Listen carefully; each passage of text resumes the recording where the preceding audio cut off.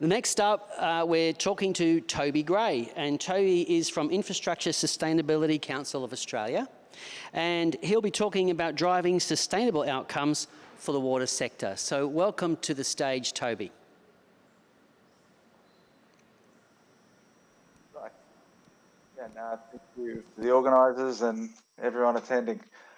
So I work for the Infrastructure Sustainability Council of Australia. We are a not-for-profit. I'm the head of sustainability leadership at ISCA. For those of you who don't know, we do a number of things, but core business to us is establishing and maintaining a sustainability rating scheme for infrastructure. We're also involved in other areas like training and events and advocacy, but today I'm going to focus on our rating scheme. If you could go to the next slide, please. So our scheme, our rating scheme covers the full life cycle of infrastructure. If you can click through the icons, please, you may as well click through to the end. You can bring up all the icons.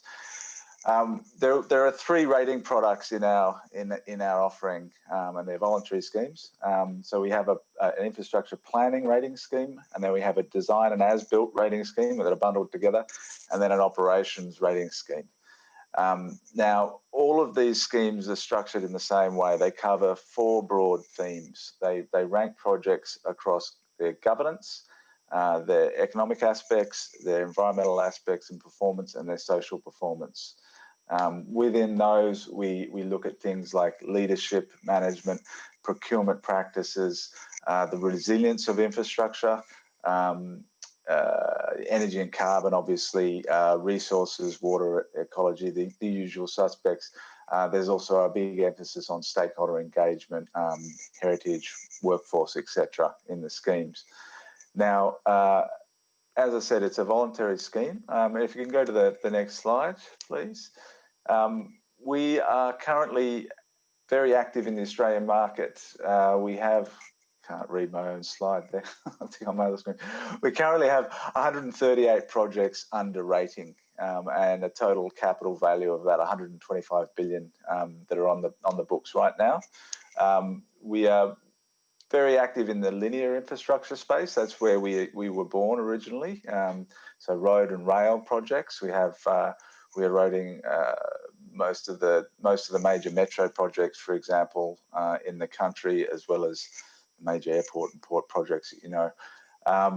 In the water sector, we're also quite active, but not as many projects as we'd like. And so hence here today to talk to you all about what we do and what we can do in the water space.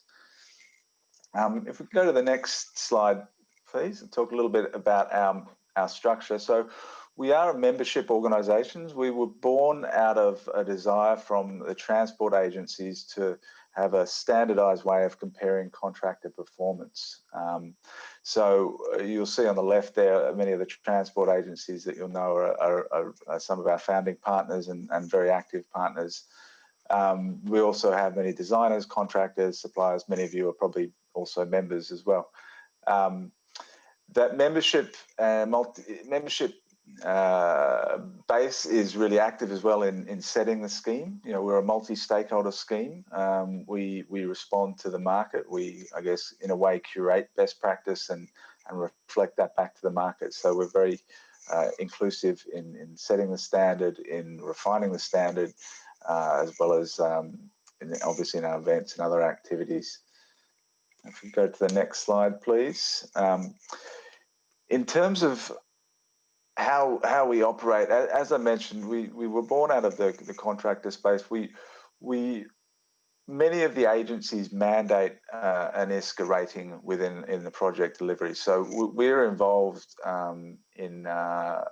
with projects pre-tender, through planning phase, design, construction, all the way through to operations. And many of these agencies will set different performance targets around our rating scheme to help encourage the market to respond and drive sustainability outcomes within their projects. Some organisations will set a minimum threshold, a minimum scoring for a planning rating or a design rating and a construct rating. There's also other approaches that set a minimum score and then incentivize both financially and otherwise performance bonuses if higher levels are achieved. Now, the rating scheme, whether it's planning or design as built in operations, it's a tiered scheme. So it's designed to reflect different levels of performance within a particular asset class. And so it's well set up for that competitive tendering environment and really fostering the innovative and the smarts of the market to help drive those sustainability outcomes that everyone wishes to see. Next slide, please.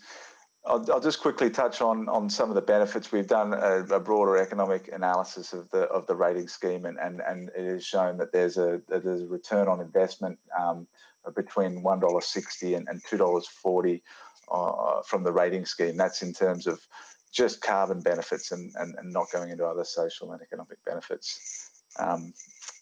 And next slide, please. The other areas, as I mentioned, we're involved in capacity training and also community events. And I believe that's the end of the slideshow. So thank you very much for having me, and yeah. Toby, it was great having you, and thank you for your pitch. It was much appreciated.